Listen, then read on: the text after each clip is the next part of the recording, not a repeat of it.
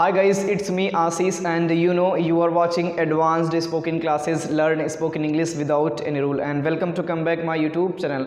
So guys, स्वागत है आप सभी लोगों का इस वीडियो में। और जैसा कि आप सभी लोगों को पता ही है कि आप यहाँ पर सीखते हैं अंग्रेजी बोलना, वो भी बिना किसी रूल के।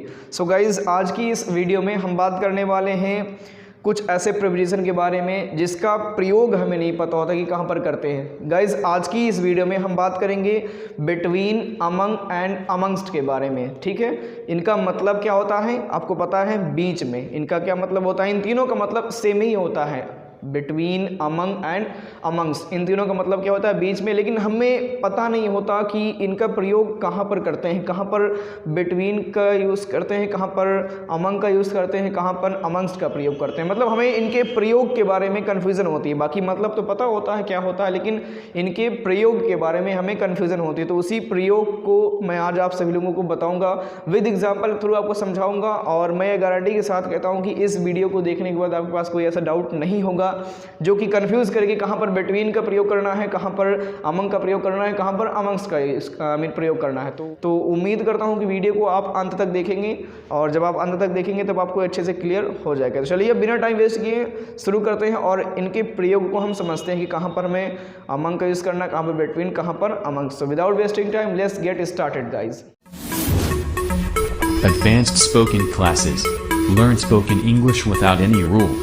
तो चलिए अब हम इनके प्रयोग को समझते हैं एक एक करके। सबसे पहला हमारा जो प्रीपोजिशन है वो है बिटवीन। सबसे पहले हम इसको जान लेते हैं कि बिटवीन का प्रयोग कहाँ पर करते हैं। तो चलिए यहाँ पर बताता हूँ, जब बिटवीन का यूज़ आप करें तो वहाँ पर एक चीज़ ध्यान दें, बिटवीन का जब भी प्रयोग किया जाएगा किन्हीं दो चीज़ों के बीच में होगा। किन्हीं दो चीज़ों के बीच में किया जाता है किसका प्रयोग, बिटवीन का। जैसे आपने देखा होगा बहुत सारे एग्जाम्पल, अभी मैं एग्जाम्पल रखता हूँ, आप समझ जाएंगे कुछ एग्जाम्पल के थ्रू। जैसे पहला एग्जाम्पल है यार कि मैं राहुल और अमन के बीच में था। मैं राहुल और अमन के बीच में था। आपको स्क्रीन पर ये दिख रहा होगा सेंटेंस कि मैं राहुल और अमन के बीच में था। तो यहाँ पर ध्यान देना है, क्या ध्यान देना है कि कितने लोगों के बीच की बात हो रही है, दो लोगों की। किसके बीच में, राहुल और अमन।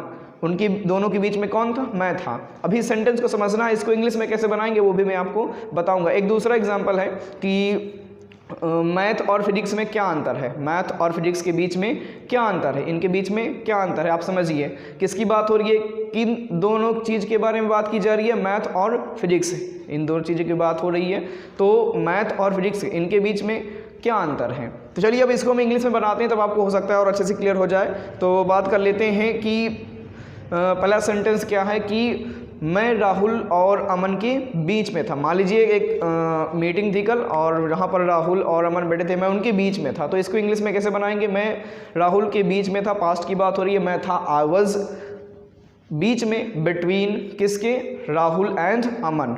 सो सेंटेंस को पूरी तरीके से कैसे बोलेंगे, I was between Rahul and Aman, I was between Rahul and Aman. I hope कि समझ पा रहे होंगे। और दूसरा एग्जांपल देखते हैं दूसरे सेंटेंस का, जो कि है कि फिजिक्स और मैथ में क्या अंतर है, मैथ और फिजिक्स के बीच में क्या अंतर है। सो इसको इंग्लिश में कैसे बनाएंगे, सबसे पहले बोलेंगे व्हाट इज़ द डिफरेंस, क्या अंतर है बिटवीन, बीच में किसके, मैथ और फिजिक्स के, मैथ एंड फिजिक्स। बन गया सेंटेंस। क्या बोलेंगे, what is the difference between math and physics, what is the difference between math and physics. तो मैं यहाँ पर आपको फिर से बताना चाहता हूँ कि जब आप बिटवीन का यूज़ करें तो ध्यान दें, जब किन्हीं दो चीज़ों के बीच की बात हो तब हमें बिटवीन का यूज़ करना है। जब किन्हीं दो चीज़ों के बीच की बात हो, जैसे मेरे और आपके बीच में, बिटवीन मी एंड यू, ऐसे करके। उम्मीद करता हूँ कि समझ में आ गया होगा बिटवीन का यूज़। अब आगे बढ़ते हैं, और जो कि अगला जो प्रीपोजिशन है वो है अमंग। अब जानते हैं कि अमंग का यूज़ हम कहाँ करते हैं, जो कि अमंग का मतलब होता है बीच में। जैसे बिटवीन का यूज़ होता है बीच में, वैसे अमंग का भी मतलब होता है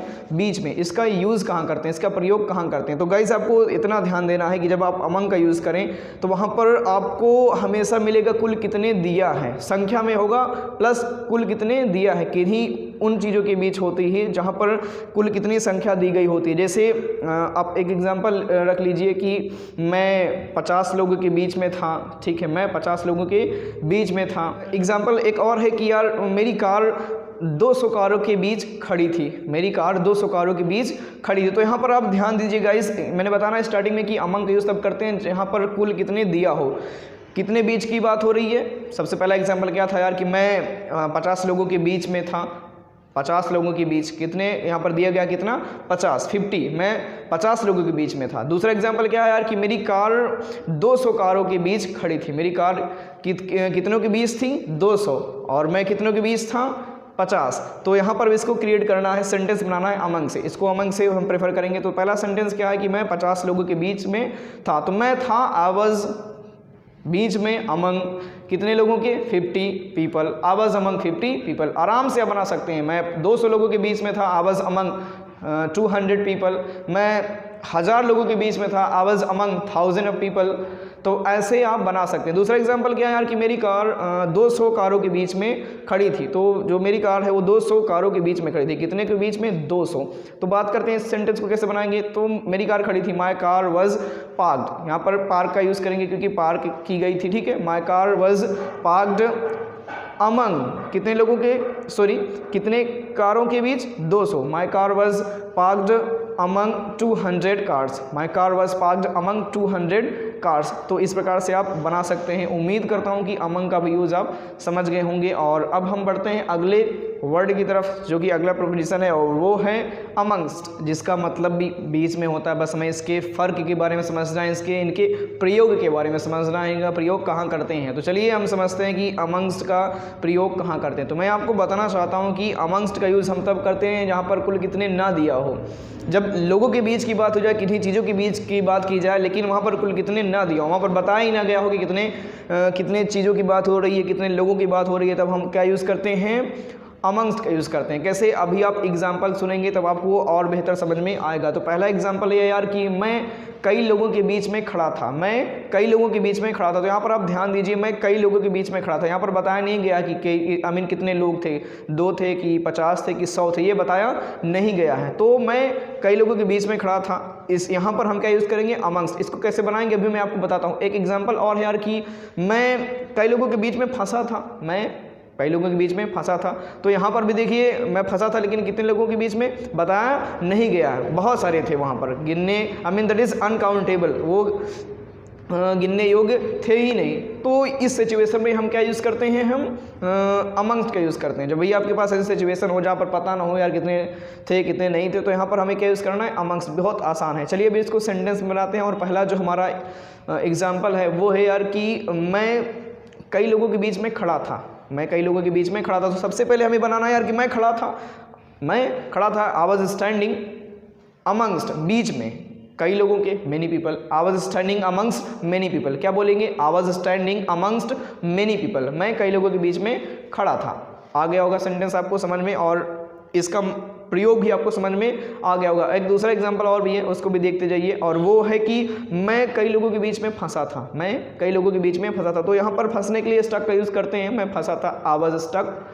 बीच में अमंगस्ट, कितने लोगों के, कई लोगों के, many people. I was stuck amongst many people. I was stuck amongst many people. उम्मीद करता हूँ कि अब ये कॉन्सेप्ट आपको क्लियर हो चुका होगा कि बिटवीन का यूज़ कहाँ करना है और अमंग का प्रयोग कहाँ करना है और अमंगस्ट का प्रयोग कहाँ करना है।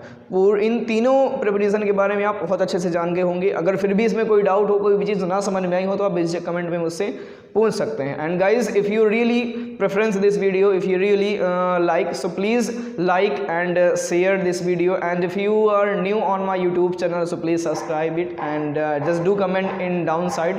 So hope you guys preference it. So I think it's enough for today. And if you have any doubt like this, if you have any words like this, so you can comment in downside and you can ask, and definitely I'll reply of your question. So I think guys it's enough for today. Thanks for watching. Take care and bye bye.